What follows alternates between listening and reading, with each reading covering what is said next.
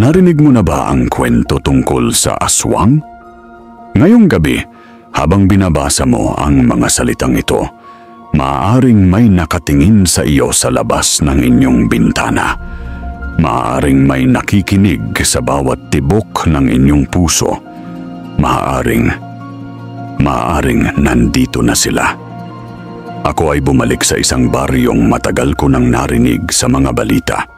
Sa isang sulok ng Kabisayaan, may lugar na kilala bilang isa sa mga pinakabinantayang sighting spots ng mga aswang. Hindi ito alamat. Hindi ito kathang-isip. Ito ay mga testimonya ng mga taong nabuhay upang makwento ang kanilang karanasan. Ang ulan ay bumubuhos ng malakas ng gabing iyon. Walang ilaw sa mga kalye. Tanging ang tunog ng ulan at ang aming mga hakbang lang ang maririnig. Pero may iba pang tunog. May mga yapak na hindi namin pag-aari. May mga buntong hininga na hindi galing sa amin. Nakakita ako dito ng mga pintuan na may kakabit na bawang, mga hagdanan na may nakalatag na asin, mga walis tambo na nakasabit sa mga bintana. Hindi ito dekorasyon. Hindi ito tradisyon. Ito ay proteksyon. Bawal po kayong lumabas mamaya pagdating ng hating gabi, sabi sa akin ng isang matandang babae habang nagtatago sa likod ng kanyang pinto. May mga nakita na kaming kariktan dito noong nakaraang linggo. Kariktan. Ganyan nila tawag sa mga nilalang na bumibisita sa kanilang baryo tuwing madaling araw. Hindi ito lamang pangitain. Hindi ito lamang takot. Para sa kanila, ito ay katotohanan na kailangan nilang harapin araw-araw. Ngayong gabi, kayo ay magiging saksi sa mga kwentong hindi ninyo malilimutan. Mga karanasang magpapabago sa inyong pananaw tungkol sa mga bagay na hindi ninyo nakikita, ngunit ramdam ninyo. Mga testimonya na magpapatunay na sa kabila ng teknolohiya at modernisasyon, may mga bagay pa ring hindi natin maipapaliwanag. Bago natin simulan ang aming paglalakbay sa dilim, huwag ninyong kalimutang mag-ingat. Siguraduhing nakasara ang inyong mga bintana. Siguraduhing may ilaw sa inyong mga kwarto. At higit sa lahat, siguraduhing handa kayong tanggapin ang katotohanan na maaaring hindi na kayo makakatulog nang mahimbing matapos ninyong marinig ang mga susunod na kwento. Samahan ninyo ako sa paglalakbay na ito. Samahan ninyo ako sa paghahanap ng katotohanan sa likod ng mga alamat. Samahan ninyo ako sa pag-unawa kung bakit hanggang ngayon, sa panahon ng internet at smartphones, nananatiling buhay ang takot sa mga nilalang na tinatawag nating aswang. Maaari bang i-like ninyo ang video na ito? I-share ninyo sa mga kaibigan ninyong mahilig sa misteryo at katatakutan. Dahil ang mga kwentong maririnig ninyo ngayong gabi ay hindi dapat manatiling lihim. The Aswang's Shadow. Pamana ng pangamba. Nandito ako ngayon sa bahay ni Maria, isang ginang na 50 taong gulang na nakatira sa gilid ng kagubatan. Ang kanyang bahay ay parang museo ng mga ala-ala, puno ng lumang larawan, mga religious items at mga bagay na nagsisilbing proteksyon laban sa mga di nakikitang kaaway. Anak, umupo ka dito malapit sa kandila, sabi ni Maria habang inihahanda ang tsaa. Huwag kang maniniwala sa mga taong nagsasabing katang-isip lang ang aswang. Nakita ko na sila, narinig ko na sila, at natuto ako kung paano lumaban sa kanila. Si Maria ay lumaki sa pangangalaga ng kanyang lola, isang babae na kilala sa buong baryo dahil sa kanyang kakayahang makakita ng mga bagay na hindi nakikita ng iba. Sabi ni Lola, may mga panahon daw na lumalapit sila sa mga tahanan, lalo na kapag may buntis o may bagong panganak. Kwento ni Maria habang tinitingnan ang mga larawan sa pader. Noong bata pa ako, laging sinasabi sa amin ni Lola na bawal kaming lumabas kapag hating gabi. Hindi dahil sa mga hold-upper o mga masasamang tao, kundi dahil sa mga nilalang na naghahanap ng pagkain. Pagkain na hindi ordinaryo. Habang nagsasalita si Maria, nakaramdam ako ng kakaibang lamig. Hindi dahil sa hangin na pumapasok sa mga butas ng kanyang lumang bahay, kundi dahil sa mga detalyeng binabahagi niya, mga detalyeng tila hindi maaaring gawa-gawa lamang. May isang gabi noong ako'y 9 na taong gulang, narinig namin ang iyak ng isang sanggol sa labas ng aming bahay. Pero kami lang ang nakatira doon. Walang ibang bahay sa paligid. Si Lola ay nagmadaling tumayo at nagsimulang magbubulong ng mga dasal. "Huwag kayong kikilos," sabi niya sa amin. "Huwag kayong mag-iingay." Pero ang iyak ay patuloy. Umiiyak ng umiiyak ang sanggol sa labas at narinig namin ang mga yapak. Mabababang yapak na tila gumagapang sa lupa. Tapos biglang tumigil ang lahat. Walang ingay, walang iyak, walang yapak. Pero alam namin na nandyan pa rin siya, naghihintay. Lumipat ako sa kabilang bahay upang makausap si Calusio, isang 70 taong gulang na kilala sa baryo bilang tagapagsalaysay ng mga alamat. Pero para kay Calusio, hindi ito alamat. Ito ay kasaysayan. "Iho, makinig ka ng mabuti," sabi ni Calusio habang umiinom ng kape. "Ang mga kwentong sasabihin ko sa iyo ay hindi galing sa mga libro. Hindi galing sa mga pelikula. Ito ay mga nangyari sa sarili kong mata." Noong taong 1987, may batang babae dito na nagngangalang Lily. 8 taong gulang, mabait, masipag sa eskwela. Isang gabi, nawala siya. Hindi siya umuwi galing sa kanilang kapitbahay. Naghahanap kami buong gabi. Buong araw din kinabukasan. Nakita namin siya sa ilalim ng malaking balete tree sa gubat. Wala nang buhay. Pero ang nakatatakot doon ay ang mga nakita namin sa kanyang katawan. May malaking kagat sa kanyang batok. Pero hindi kagat ng aso o ng anumang hayop na kilala namin. At ang pinakanakakagulat, walang dugo sa kanyang katawan. Wala. Para siyang laruan na nawalan ng hangin. Ang mga doktor sa bayan ay hindi makapagbigay ng eksplanasyon. Ang mga pulis ay walang lead. Pero kami dito sa baryo, alam namin kung ano ang nangyari. Dahil hindi iyon ang unang pagkakataon. Napatigil ako sa pagsusulat ng mga notes. Ang mga mata ni Calusio ay nakatuon sa akin. Tila sinisiguro niyang nauunawaan ko ang bigat ng kanyang mga salita. Mula noon, nagbago ang baryo namin. Lahat ng bahay ay may bawang sa mga pinto.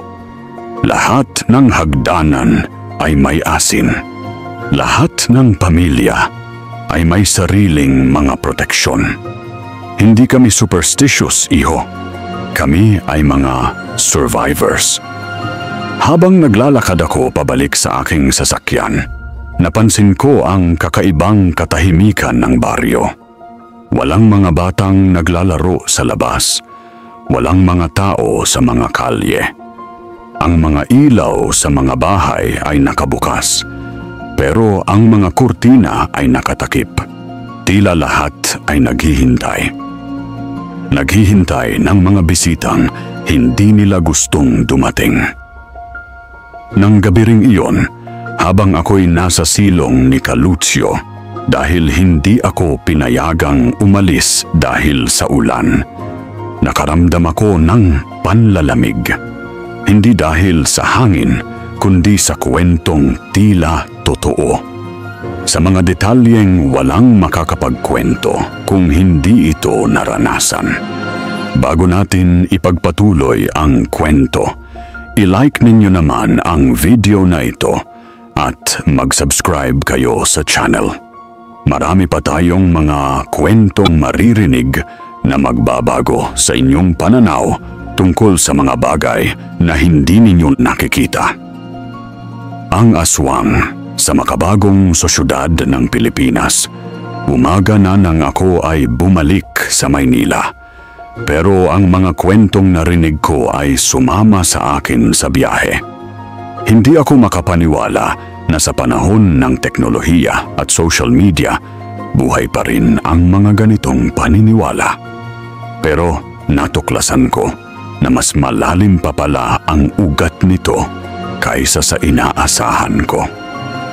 Pumunta ako sa University of the Philippines upang makausap ang mga estudyante tungkol sa kanilang pananaw sa mga aswang. Inaasahan ko na tataluhan nila ang mga kwentong ito, pero nagulat ako sa mga narinig ko.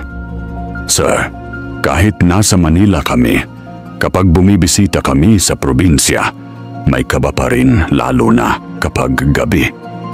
Sabi ni John, isang third-year student sa engineering. Hindi namin alam kung totoo ba talaga, pero hindi rin namin gustong alamin. May mga kaibigan ako sa Facebook na nagpo-post ng mga litrato ng mga kakaibang nilalang na nakuha nila sa kanilang mga CCTV, dagdag ni Maria, isang psychology student.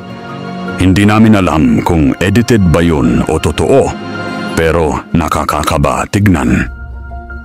Lumipat ako sa Cavite upang bisitahin ang pamilyang Santos, isang ordinaryong pamilya na nakatira sa isang subdivision.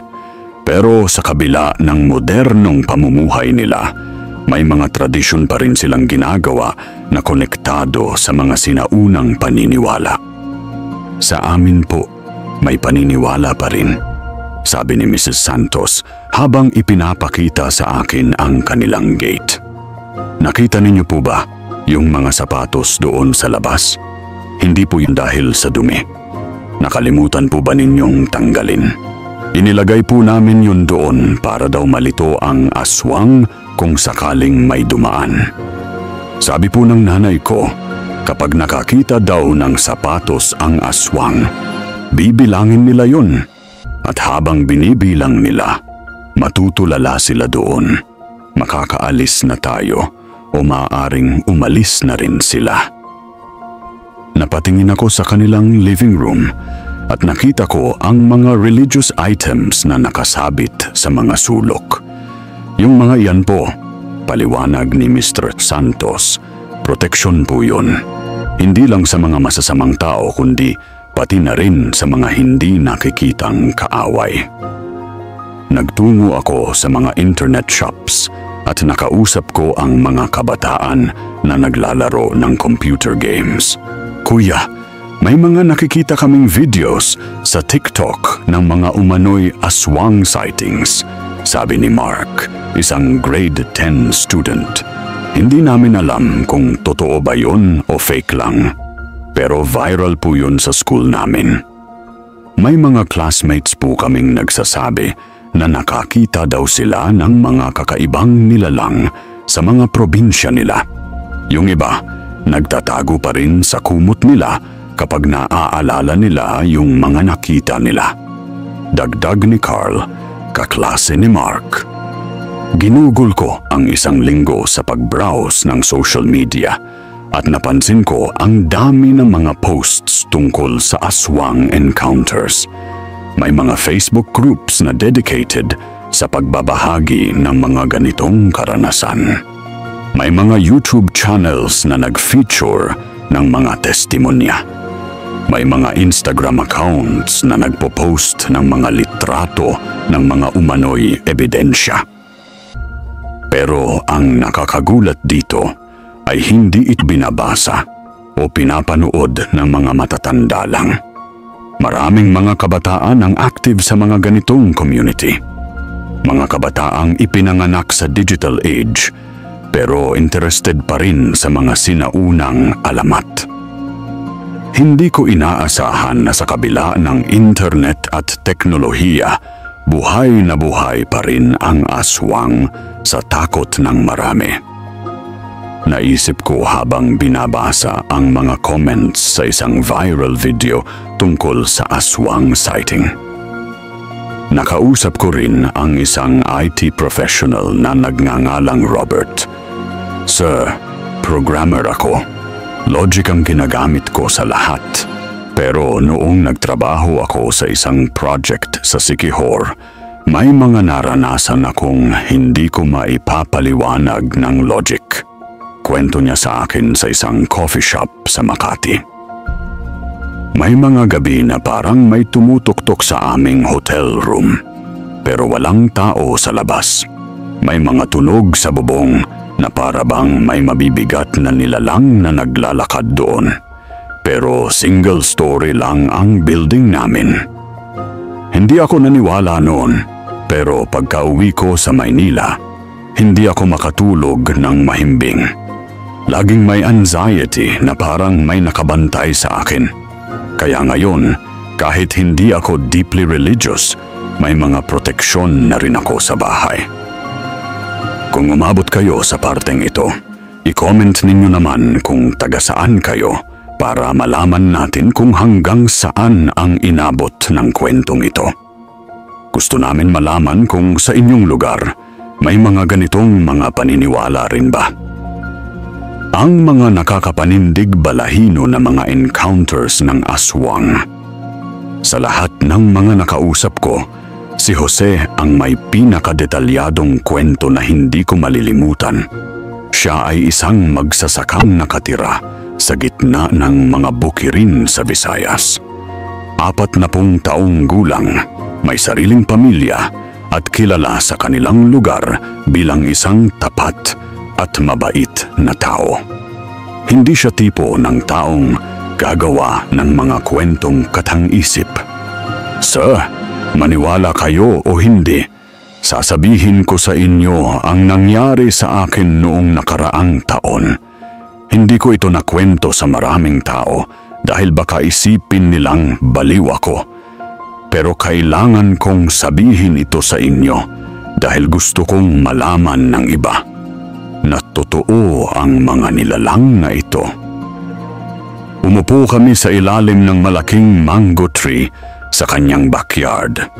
Ang araw ay papatapos na at nagsisimula ng gumabi. Pero si Jose ay tila walang takot na magkwento kahit na gabi na. Bandang 3:00 ng madaling araw ng buwan ng Agosto. Hindi ako makatulog dahil mainit, kaya lumabas ako sa aming terrace para maghangin. Naririnig ko ang mga kulisap, ang mga uwak sa malayo, at ang hangin na dumadaan sa mga dahon ng mga puno. Pero biglang tumahimik ang lahat. Wala nang ingay, wala nang kulisap, wala nang hangin. Para bang ang buong mundo ay naghintay sa isang bagay na darating. Napatigil si Jose sa pagkwento. Tiningnan niya ako ng matagal bago nagpatuloy. Alam ninyo, sir, mahirap ipaliwanag ang naging emosyon ko noon. Hindi takot, hindi pagkakabalisa. Iba, para akong biglang nakaramdam na may nakatingin sa akin sa dilim, na may naghihintay na ako ay gumalaw. Tapos narinig ko ang iyak ng aming kambing. Pero hindi ordinaryong iyak. Parang natatakot na tiyak na mamatay. Kaya tumayo ako at nagtungo sa likod ng bahay kung saan namin nakatali ang aming mga hayop. Nakita ko ang aming kambing na nakadapa sa lupa. Hindi pa patay, pero tila nangangapa. At nakita ko ang isang nilalang na nakayuko sa tabi nito. Mababa ang katawan, mahabang kuko, pulang-pulang mata na kumikinang sa dilim. Napatigil ulit si Jose. Makikita mo sa kanyang mga mata na hindi madaling ikwento ang mga nangyari, na may mga detalyeng hindi niya makalimutan kahit gusto niya. Hindi ako makagalaw, para akong napako sa kinatatayuan ko. Parang nilulunod ako ng sarili kong hininga. Ang puso ko ay tumutubok ng malakas na parang gusto nang lumabas sa dibdib ko. Pero hindi ako makaengot o makasukat. Yung nilalang na yun napatingin sa akin at nakita ko ang mukha niya. Hindi mukha ng tao, hindi mukha ng hayop. Iba. Parang pinagsama mo ang lahat ng nakakatatakot na mukha na nakita mo sa mga bangungot mo. Tapos bigla, nawala siya. Hindi naglakad, hindi tumakbo, nawala lang. Para bang naging hangin. At doon ako nakaramdam ng malaking takot. Dahil na-realize ko na kung nawala siya ng ganoon, ibig sabihin ay hindi ordinaryong nilalang ang nakita ko.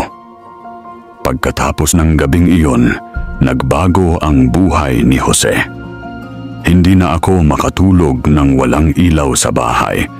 Laging may kutsilyo sa tabi ng aming kama. May mga proteksyon na rin kami sa aming mga pinto at bintana. Ang aming kambing ay namatay kinabukasan, pero walang sugat sa katawan niya. Walang blood, para lang siyang natuyo. Yung veterinarian na tumingin sa kanya ay hindi rin makapagbigay ng explanation. At ang pinaka nakakagulat, hindi lang ako ang nakakita ng nilalang na yun. May mga kapitbahay rin kaming nagsasabi na nakita nila ang katulad nung nilalang na yun sa mga nakaraang gabi. Nagkaroon ng emergency meeting ang aming baryo. Nagdesisyon kaming magbantay kada gabi. May mga grupo kaming nakatoka na magpatrol. May mga siren na rin kami para sa emergency. Pero alam ninyo sir, ang pinaka nakakabit doon ay hindi ang nakita ko, kundi ang naramdaman ko.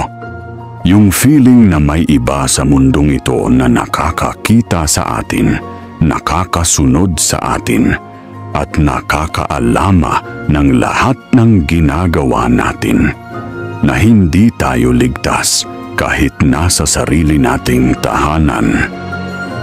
Habang si Jose ay nagsasalita, ramdam ko ang bigat ng kanyang mga salita. Hindi ito gawa-gawa. Hindi ito exaggerated. Ang trauma na nakikita ko sa kanyang mga mata ay hindi madadaya. Ito ay resulta ng isang karanasan na nagbago sa kanyang buhay. Ngayon sir, kapag may nakikita akong videos sa social media ng mga taong nag-joke tungkol sa aswang, napapaisip ako, hindi nila alam na may mga taong tulad ko na nakarangas ng mga bagay na hindi nila kayang intindihin. Na may mga nilalang sa mundong ito na hindi natin dapat birahin o gawing katatawanan. Bago natin magpatuloy sa aming kwento, nakapag-subscribe na ba kayo? Subscribe na kayo dahil marami pa tayong mga katatakutang kwentong maririnig. Exploring the psychology behind the belief. Upang maunawaan ko ng mas malalim ang psychology behind sa mga paniniwala tungkol sa aswang, nakipag-usap ako kay Dr. Gregorio Santos, isang cultural psychologist sa University of the Philippines. Si Dr. Santos ay nagtuturo ng mga kurso tungkol sa Filipino psychology at nag-research ng mga cultural beliefs ng mga Pilipino. Ang tanong na laging tinatanong ay, kung hindi totoo ang aswang, bakit napakarami pa ring natatakot? Panimula ni Dr. Santos habang umiinom ng tsaa sa kanyang opisina. Ang sagot dito ay hindi simple. Ito ay may kinalaman sa aming psychology bilang mga Pilipino at sa aming kasaysayan bilang isang bansa. Una, ang aswang ay representasyon ng aming collective fear tungkol sa kamatayan, karamdaman, at mga hindi maipaliwanag na pangyayari. Sa mga panahong walang advanced medicine, walang explanation sa kung bakit biglang namamatay ang mga tao, lalo na ang mga bata at buntis na babae. Ipinaliwanag ni Dr. Santos na ang mga kwento tungkol sa aswang ay umusbong sa mga panahon ng crisis, panahon ng kolera, tagutom, digmaan at iba pang natural disasters. Kapag may mga pangyayaring hindi natin maipaliwanag, natural na ginagawa natin ay maghanap ng explanation. At ang aswang ay naging convenient explanation para sa mga hindi natin maunawaan. Pangalawa, ang aswang ay isang social control mechanism. Pansinin ninyo na ang mga kwento tungkol sa aswang ay laging may moral lesson. Huwag lumabas sa gabi, mag-ingat sa mga estranghero, protektahan ang mga vulnerable members ng pamilya. Ito ay mga practical advice na nagiging mas effective kapag may nakakatakot na consequence. Nakita ko ang punto ni Dr. Santos. Ang mga babala tungkol sa aswang ay hindi lamang tungkol sa mga nilalang. Ito ay tungkol sa pag-iwas sa mga tunay na panganib sa gabi, mga holduper, mga rapist, mga wild animals, at iba pang mga banta sa kaligtasan. Ang tatlo, ang aswang ay parte ng aming cultural identity. Kapag sinasabi natin na hindi na tayo naniwala sa mga ganitong bagay, para nating sinasabi na nag-outgrow na tayo sa aming sariling kultura. Pero ang totoo, ang mga belief system na ito ay deeply embedded sa aming collective consciousness. May mga tao na consciously ay hindi na naniwala sa aswang. Pero subconsciously, may parte pa rin sa kanila na cautious, na nag-iingat, na may residual fear. Ito ay normal at parte ng aming psychological makeup bilang mga Pilipino. Tinanong ko si Dr. Santos tungkol sa mga modernong encounter stories. Bakit may mga taong nagsasabi pa rin na nakakita sila ng aswang sa panahon ngayon? Ito ay mas complex, sagot niya. Una, may mga pangyayaring tunay na nangyayari pero hindi natin maintindihan. Sleep paralysis, hallucinations, anxiety attacks, lahat ng ito ay may mga symptoms na maaaring ma-interpret bilang supernatural encounter. Pangalawa, may phenomenon na tinatawag nating confirmation bias. Kapag naniniwala ka na sa isang bagay, mas likely na makikita mo ang mga evidence na susuporta sa belief mo. Kapag may narinig kang tunog sa gabi at naniniwala ka sa aswang, mas likely na i-interpret mo yun bilang presence ng aswang. At pangatlo, may social pressure rin. Sa mga community na malakas ang belief sa aswang, may pressure sa mga individual na mag-conform sa belief na yun. Hindi mo masasabi na hindi ka naniwala dahil baka ma-ostracize ka ng community mo. Pero tinanong ko rin si Dr. Santos, Doc, paano yung mga taong hindi naniwala dati pero nagkaroon ng encounter? Ito ang interesting part, sagot niya. May mga cases na ganito talaga. Pero kailangan natin tignan ang konteksto. Karamihan sa mga ganitong cases ay nangyayari sa mga lugar na may malakas na cultural belief sa aswang. May tinatawag tayong environmental psychology. Ang lugar mismo ay nag-contribute sa psychological state ng tao. Kapag nandoon ka sa isang lugar na lahat ng tao ay takot sa aswang, unconsciously ay magiging vigilant ka rin. Ang inyong senses ay magiging mas sensitive. Ang inyong interpretation ng mga ordinary na tunog at movement ay magiging mas paranoid. Hindi ito mean na fake ang experience ng mga tao. Ang experience nila ay tunay. Pero ang interpretation nila sa experience na yun ay influenced ng cultural context na kinabibilangan nila. Habang pinapaliwanag niya ang lahat ng ito, naisip ko, baka hindi mahalaga kung totoo nga ba ang aswang. Mas mahalaga kung paano ito bumabalot sa aming pagkatao bilang mga Pilipino. Kung paano ito naging parte ng aming identity, ng aming fears, ng aming way of understanding the world. Sa huli, sabi ni Dr. Santos sa pagtatapos ng aming interview, ang aswang ay reflection natin. Reflection ng aming fears, ng aming values, ng aming way of making sense of the world. At sa sense na yon, totoo ang aswang, totoo siya sa aming collective consciousness bilang mga Pilipino. Kung umabot kayo sa parte ng video na ito, huwag kalimutang i-like at mag-comment. Gusto naming malaman ang inyong opinyon tungkol sa mga psychological explanations na ito. Ang legasya ng aswang.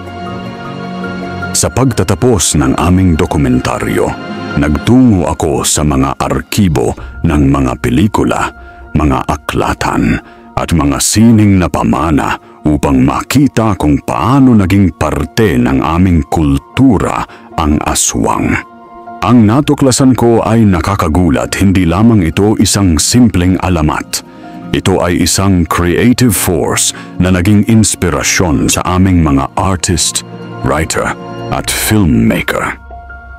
Nakita ko ang mga pelikulang gumawa ng mga direktor na tulad ni Peque Galaga na gumamit ng aswang bilang metaphor para sa mga social issues ng aming bansa. Ang Tik-Tik, The Aswang Chronicles na ginawa ni Eric Mati ay hindi lamang horror film, ito ay commentary tungkol sa rural poverty, corruption at survival sa gitna ng kawalang pag-asa. Nabasa ko rin ang mga indie horror novels na ginawa ng mga Filipino writers na ginagamit ang aswang bilang symbol ng internal conflicts ng mga tauhan nila. Hindi ito monsters na kailangan patayin. Ito ay representations ng mga inner demons na kailangan harapin. Nakausap ko si Renato Cruz, isang painter na kilala sa Baguio dahil sa kanyang mga abstract paintings na inspired ng Filipino folklore. Ang aswang para sa akin ay hindi monster. Paliwanag niya habang pinapakita sa akin ang kanyang latest work.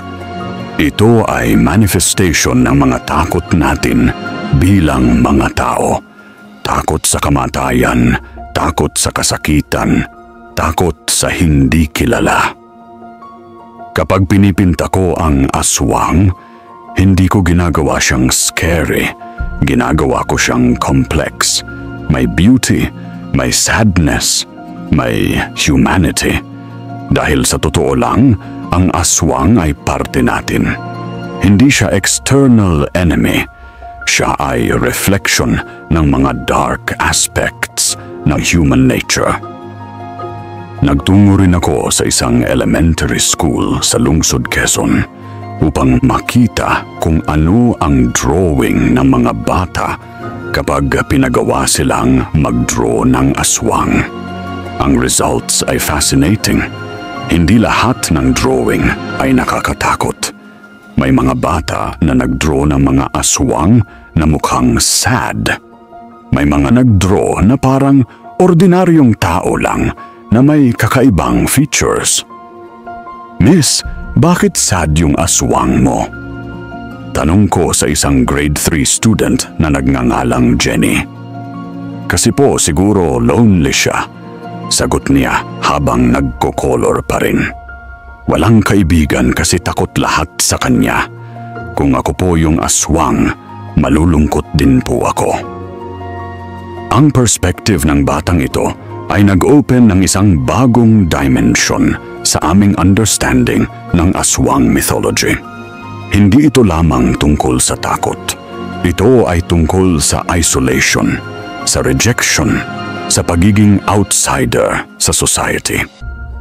Nakausap ko rin ang mga dalubhasa sa pag-aaral ng mga alamat ng mga Pilipino.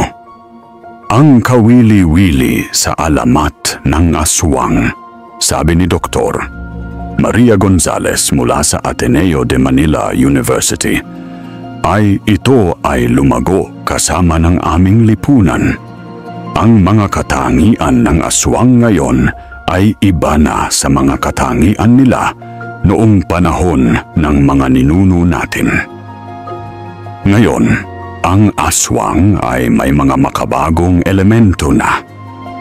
May mga kwento na ang aswang ay nakakapagtago sa mga sasakyan, nakakapaggamit ng mga teknolohiya, at nakakasabay sa mga pagbabago ng panahon. Ito ay nagpapakita na ang mga alamat natin ay hindi nagiging luma. Sila ay nababago ayon sa aming mga pangangailangan bilang lipunan. Nakita ko ang mga larawan ng mga simbahan sa mga probinsya na may mga nakaukit na hugis ng aswang sa mga haligi. Hindi ito ginawa upang takutin ang mga tao. Ito ay ginawa upang magsilbing paalala na may mga kasamaan sa mundo na kailangan nating pagsaluhang labanan. Nakausap ko ang isang pari sa Iloilo na nagsabi, "Anak, ang aswang sa aming paniniwala ay hindi kalaban ng Diyos. Ito ay pagsubok. Pagsubok sa aming pananampalataya, sa aming pagtutulungan, sa aming pagkakaisa bilang komunidad." Kapag may balita tungkol sa aswang sa aming lugar, hindi kami natatakot. Kami ay nagsasama-sama, nagdarasal, nagbabantay, nagtutulungan. Sa ganitong paraan, ang aswang ay nagiging dahilan upang maging mas malapit kami sa isa't isa. Bumalik ako sa baryo ni Maria at Calucio upang makita kung ano ang mga nagbago pagkatapos ng ilang buwan. Nakita ko na mas organized na ang kanilang komunidad. May mga regular na pulong tuwing gabi. May mga sistema ng komunikasyon kapag may mga kakaibang pangyayari. May mga grupo na tumutugon sa mga emergency. "Nakita mo ba, iho?" sabi ni Calucio habang tinuturo ang mga nag-aayos ng mga ilaw sa kalsada. Hindi kami naging takot. Kami ay naging mas handa. Ang aswang ay nagturo sa amin na maging mas maalaga sa isa't isa. Nakausap ko rin ang mga batang lumaki sa mga lugar na kilala dahil sa mga alamat ng aswang. "Ate, hindi kami natatakot," sabi ni Isabel, isang 10 taong gulang na bata. "Alam namin kung paano mag-ingat. Alam namin kung paano magtulungan. Alam namin kung paano maging matatag. Ang mga kwento ng aswang ay nagturo sa amin na may mga bagay sa mundo na hindi namin naiintindihan. Pero hindi ibig sabihin nun na dapat kaming matakot. Ibig sabihin nun ay dapat kaming maging mas matalino, mas maingat at mas mapagmahal sa aming pamilya. Sa paglibot ko sa iba't ibang lugar, nakita ko ang iba't ibang paraan ng pagpapahayag ng kultura tungkol sa aswang. May mga sayaw na ginagawa tuwing festival na nagkukwento tungkol sa pakikipagbuno ng mga ninuno natin sa mga nilalang na ito. May mga awit na ginagawa ng mga bata na nagkukwento tungkol sa mga bayani na nakipaglaban sa aswang upang protektahan ang kanilang mga komunidad.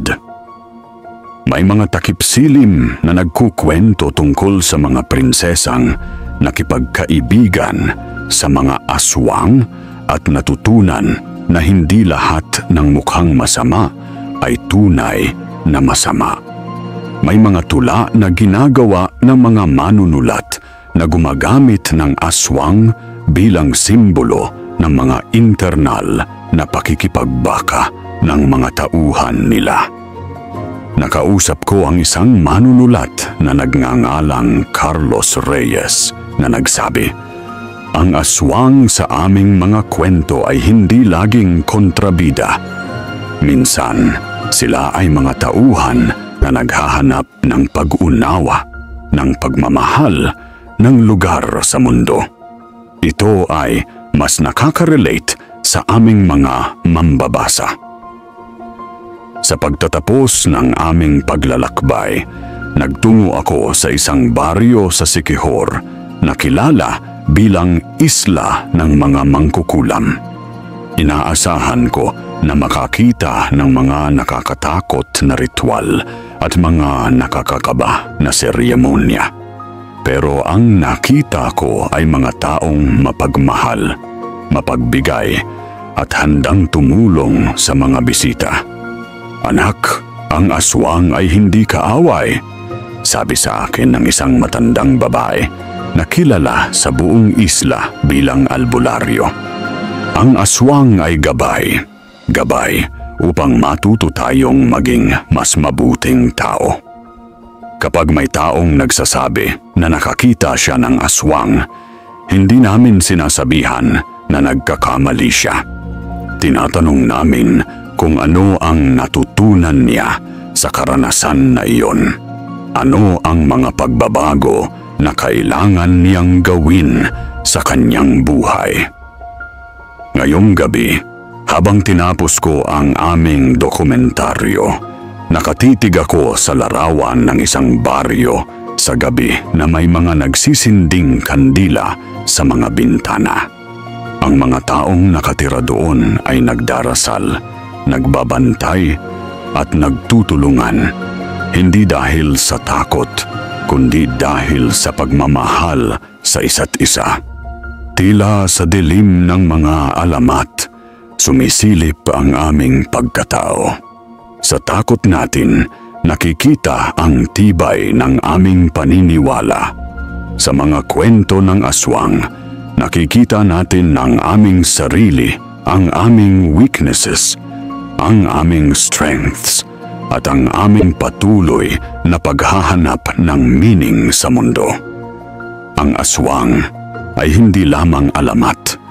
Ito ay salamin ng aming kultura, ng aming kasaysayan, at ng aming patuloy na paglalakbay bilang mga Pilipino.